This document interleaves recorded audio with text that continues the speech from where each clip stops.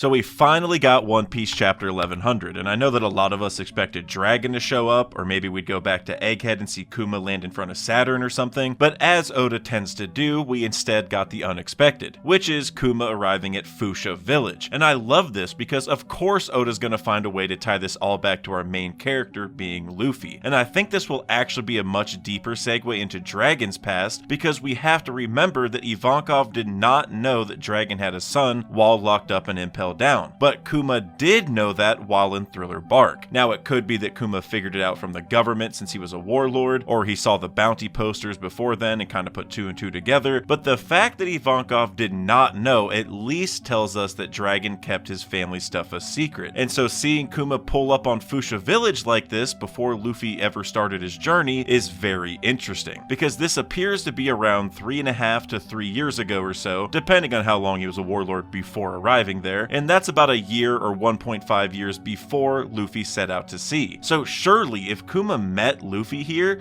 Luffy should remember him. And while Luffy actually didn't see Kuma in Thriller Bark, he did see him during Sabaody, and he didn't really say anything that would make us think he's familiar with the guy. And no, Luffy isn't the greatest at remembering names, but he does remember appearances. Take Marco and the Pineapple for example, and Kuma's appearance is a memorable one for sure. So I think the options here are that Luffy doesn't actually meet Kuma, or one of the more popular ideas I've heard floating around over the last day or so is that Kuma ejected the memories out of Luffy so that he doesn't remember meeting him. And maybe later on, Kuma can give those back, or maybe Kuma dies and in the process, the memories return to Luffy or something. And I love that idea, honestly. I do think there's a chance that Kuma might just observe Luffy from afar, which he basically did in Thriller Bark, at least until Moria actually lost, and then maybe he overhears Luffy's dream or something and that kind of helps him figure everything out. But ejecting the memories is a pretty cool idea, I gotta say. Because the other side of this whole thing is why Kuma was even there in the first place. The government is calling in with an order, so it seems likely that this whole thing is a government-driven thing. So the first option that might jump out to us is that they want him to take out Luffy. But if that's the case, or if Kuma lied about it, why didn't they remark on that at some other point once Luffy actually became a pirate? So I think instead what's actually happening is that they're gonna say something to the effect of, we have reason to believe Dragon has family in the East Blue. I think that's a pretty good middle ground. Or maybe Oda will just do something random and Kuma finds Luffy completely serendipitously, who knows. But I think this whole situation could add some serious backdrop for two major things. One is why Kuma put so much effort into saving the Straw Hats, and two is why Dragon treated his family the way he did. Because Kuma saved the crew in Thriller Bark, in Sabaody, and he even protected the Sunny for 2 whole years. Given his respect for Dragon and his admiration for Nika, I think there could absolutely be something that happens here in Fuchsia Village that hints to Kuma that Luffy might end up being the god he's been waiting for. Maybe he not only hears Luffy's dream of becoming the Pirate King, but he also hears his secret second dream, one which I already theorized before probably does tie to the sun in some overt way, and thus why he had the perfect will for that devil fruit. And I'll leave a link to that video below if you want to watch it. The last 10 minutes or so talk about that dream part, but if Kuma did hear that second dream, then maybe that's how he's known about Luffy's fate all along, since he's so familiar with the legends of Nika. I mean, he carries around a Bible, so it would kind of make sense. But the other important angle to all of this is how Kuma could piece together a thing or two about how Dragon cares for his family, because Dragon really doesn't do so. Outside of chapter 100 when he saved Luffy, he hasn't been very involved with him at all. And ironically, right as Kuma is told he can no longer see Bonnie as part of their agreement, he goes and finds Dragon's son instead. It's like neither of these guys can see their children, but for very different reasons. And we may start to find out why Dragon has done this thanks to where this flashback is headed. And obviously Dragon deserves some slander right now, but if Oda was going to start clearing Dragon's name at any point, it makes sense to start by clearing the air with his involvement with his son in our MC. And I think that's why Oda made a brilliant move by ending this chapter the way he did. We all wanted Dragon to appear, but instead we're going to learn about Dragon through Kuma's observations with Luffy. Not that Luffy knew anything about Dragon 3 or 3.5 years ago, but Kuma will probably piece some things together himself, and it'll let us readers kind of get some insight into why Dragon has treated his family the way he has, which is like they don't exist basically. Kuma spent this whole flashback showing us how good of a guy he is, how much he cares for his daughter and the people around him, and while the Dragon slander has been 100% warranted, Oda clearly has a good reason for Dragon's general inaction thus far. And the way Kuma's flashback is ending could be the start of our understanding of why Dragon is the way he is. And this could be another reason why Kuma has protected the crew time and time again. It's kind of beautifully ironic because Kuma can't be near Bonnie right now, but he can be near Luffy, and often has been. And he's taken those chances to protect Luffy, whether it's because he's Dragon's son or because he's going to be Nika or whatever it is. And after us readers learn this, it could make Dragon's appearance in Egghead that much more fulfilling, if it does happen, because Dragon might come to protect Kuma's child in the same way that Kuma has done for Dragon over the years. I know we all wanted Dragon in 1100, but if Oda's setting this all up so that Dragon coming to Egghead and protecting Kuma's child hits that much harder, then I'm totally down for it. And like I said at the beginning, finding a way to segue all of this through our main character is a genius move. And if Dragon really does flip the script and protect Bonnie like Kuma has protected Luffy, that also gives a great segue for Bonnie to join the Revolutionary Army. And I know that's also been a popular train of thought lately since both of her parents were revolutionaries, so I think Oda could be tying all this together beautifully. But I do want to jump back to the rest of the chapter and talk about a few other things, starting with Kizaru. First off, on page 1, my favorite admiral is just sitting there dripped out head to toe, and I love how Oda basically used the same pose for him that we saw in chapter 1089, before he went and fought Sentomaru, especially since Sentomaru and Vegapunk were also involved in this discussion. It was also really cool to see Drake here on the island, and this tracks really well because he mentioned in Saba Odi how the Pacifista were using lasers like Kizaru's, so seeing him there while still part of the Marines right when the Pacifista project started is pretty dope. And I guess I should also give a shout out to my guy Mr. Bushido, because he's been saying Drake will show up to Egghead for a minute now, and I don't think this is exactly what he had in mind, but I guess 4 years ago also counts as him showing up to Egghead. And Bushido's a Carrot fan, and Carrot was technically in the cover page too, so yeah, it was a big week for him. But this panel with Drake does give us a little bit of a timeline for when he may have left the Marines, because we can confirm that 4 years ago he was still with them. And I think this panel from Saba Odi where Drake tells a Pacifista that "I'm surprised to see your blood is red" is pretty ominous after hearing Kuma mention his blood for like the 3rd time now. It seems like it's a lot more than just a DNA thing, like he has the blood of the Buccaneers in general. It seems like there's actually something special with the blood specifically. And after learning that paramecia powers can be granted with this green blood mixture that Vegapunk made, I feel like there could definitely be a connection there. And I also think there's a connection to Blackbeard, who has multiple devil fruits. I'm not exactly sure where Oda's going with all this, but I feel like it might tie to the circulatory system or something, since even Luffy has tapped into that with Gear 2nd and probably Gear 5th in the Heartbeat, so there's definitely something going on there. But as for Kizaru, I also found it interesting that he did the Nika dance, and given the context, which is them partying and eating and drinking, that also kind of parallels the scene in Skypiea where we first saw the Nika silhouette as they were celebrating. So this leads into a big discussion, I think, on whether Kizaru could potentially betray the government at some point. I mean, so far he's acted like the cog in the machine that he said he was, even agreeing to kill his boys Sentomaru and Vegapunk. And when Luffy went into Gear 5th, Kizaru even said, "There you are, this is," and then he was cut off, probably because he knows it's the Nika form. Now, does he know that because the government told him, or does he know that because of his experiences with Kuma and Vegapunk? But even after Kizaru said that, he continued to fight Luffy, and I really like that because we don't need every admiral acting against the government all the time, like Fujitora obviously, and even Aokiji somewhat over the years. But clearly, after the Nika pose, there has to be something going on. Kizaru has the seeds in his mind planted about Nika already, so I think a good way forward here is that he doesn't betray the government outright, but something's gonna happen that starts to push his mind in a different direction than it is now, leading to another important outcome much later. And I do have a theory for this. So right now, Kizaru is basically unable to move, but he's still conscious, and we know there is an incident occurring at Egghead sometime soon which will be known around the world. So what if somehow that incident is Egghead getting destroyed? Either another Mother Flame attack, or maybe the fusion reactor blows up, or who knows what. And maybe Kizaru is still laying there left for dead. The government might be leaving him behind, but the Straw Hats, as we have actually seen before, might risk their lives to save an enemy, or maybe Vegapunk even tries to do so since Kizaru is his boy, and by extension the Straw Hats would have to help. So then Kizaru would know that the government left him for dead, but he was saved by the Straw Hats, and most likely Luffy, who he knows has these Nika powers. The papers might even report that Kizaru is dead, but he'd be stuck with the crew, probably going to Elbaf, which is our next destination. And maybe they hold him hostage because, you know, he still is an enemy technically, which would almost make Kizaru like like Caesar 2.0. Caesar was also a Logia, he was also close to Vegapunk, he was also very memeable, so maybe Kizaru acts as an upgraded version of that. And let's say the world does assume that Kizaru died in the incident, maybe the government upgrades someone else to the admiral position in the meantime, and so afterward, Kizaru doesn't really know what to do even when he gets freed. I mean, actually, Caesar kind of went through the same thing because he was supposed to be working for Big Mom, but he really wasn't, so then he had to go back to Big Mom and explain what was going on, and it was kind of an awkward situation.